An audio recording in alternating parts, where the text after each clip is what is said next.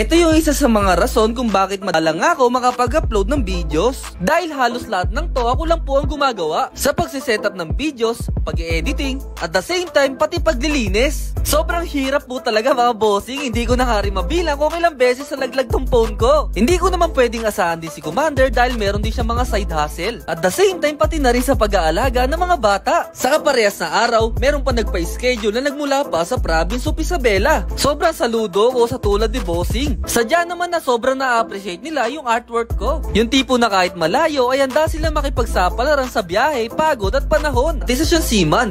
Alam nyo ba nakakababalan niya galing barko at dito kagad siya dumiretso. At talaga nga naman deserve ni bossing to, kitang-kita yung kilig sa kanya.